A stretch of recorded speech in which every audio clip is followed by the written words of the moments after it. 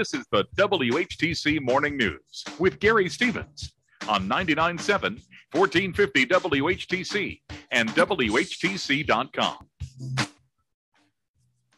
Welcome back to the WHTC Morning News for this Tuesday, March 8th. Tuesday mornings, we have a chance to catch up with one of the two men who represent the Lakeshore in the U.S. House. He is Republican Representative Fred Upton of St. Joseph, joining us via the Zoom connection this morning. Fred, good morning. Hope all is well with you and the family.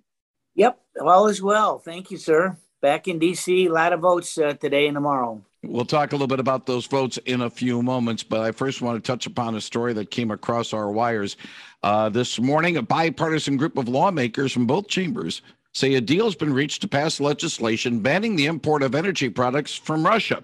The leaders of the House Ways and Means Committee, you always got to say powerful in front of that, and the Senate Finance Committee made the announcement, and the agreement also calls for a suspension of normal trade relations with Russia and Belarus, and would give the president more authorities to increase tariffs on products from those two countries.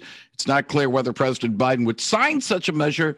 He has not yet committed to a ban on Russian oil. Looks like something that I believe, based on what you've said in the past, Fred, something you'd be on board on.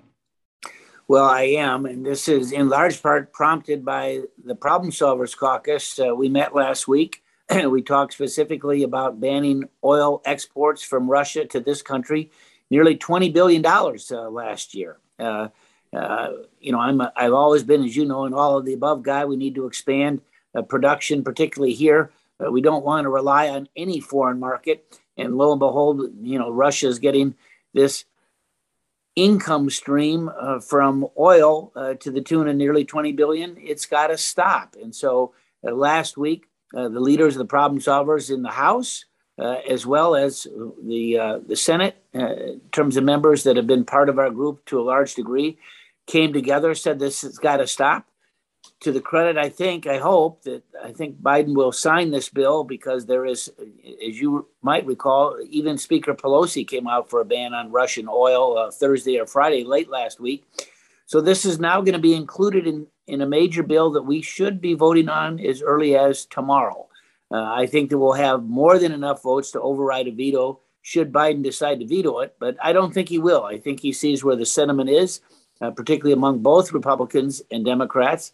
So this is going to be on a fast track. I'd like to think that the Senate can take it up very quickly and send the message to the Russians. From the beginning, we said we need harsh and long-lasting sanctions on what Russia is doing to Ukraine. This is yet another big hit, another baseball bat hit at Russia to try and slow them down and maybe come back to the table and stop this terrible offensive. The videos and the footage that we're seeing every night is just disgusting. Now, another thing that has been mentioned in trying to ease the gas price situation is perhaps easing sanctions on Venezuela. A team of diplomats has reportedly gone to Caracas for talks.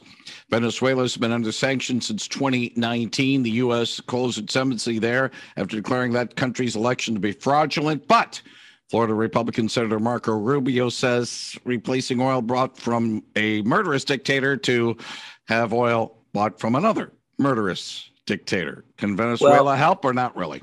Well, it's a world market. I think Venezuela can help. I'm not aware. I was aware of the discussions that took place. The administration sent some people down to Venezuela over the weekend. I don't know what the results were, but I also know that Venezuela, it's not anything like what we're seeing with Ukraine. My view is we need to expand our production here in this country. The Biden administration is sitting on a whole number of LNG gas permits, and we've not seen any real increase in drilling permits in this country, whether it be on federal land or private land either. That can also be part of the solution as we try to wean ourselves off Russian oil.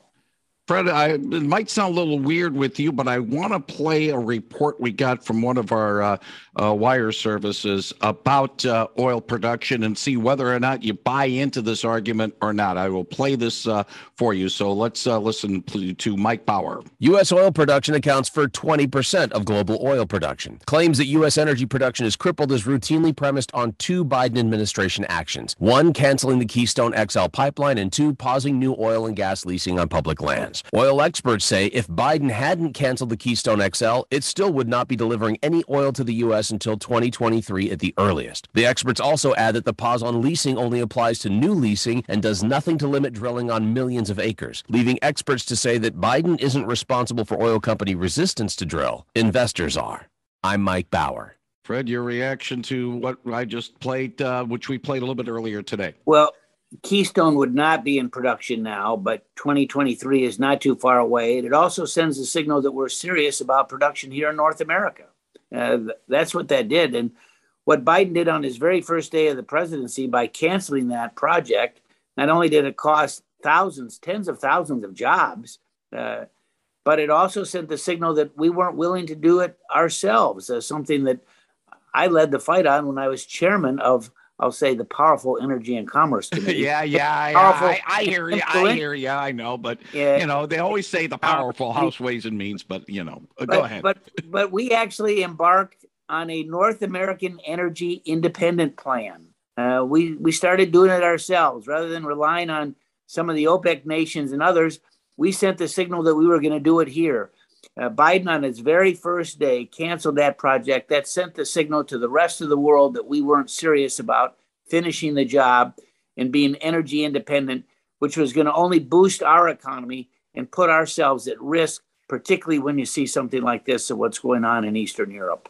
One final thing, and this probably will be addressed this week. Congress once again staring at a government funding deadline. The government runs out of money on Friday. Senate Majority Leader Chuck Schumer, the New York Democrat, says he's hopeful that a deal can be reached and that the recent offer made by his party to Republicans is a reasonable global offer, including aid to Ukraine, in addition to money to fight the next variant of the coronavirus.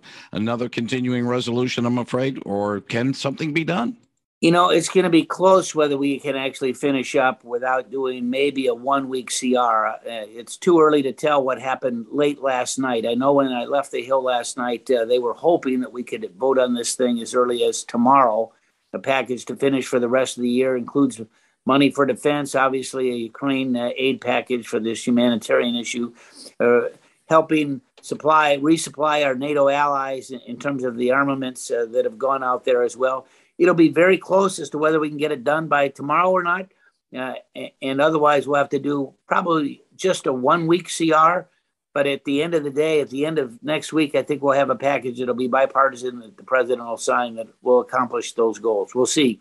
What happens when I get to the office this morning. We'll see what happens. Fred Upton, as always, we appreciate your time. Thanks for your thoughts. Thanks for joining us. And if all goes well, let's do this again next Tuesday morning.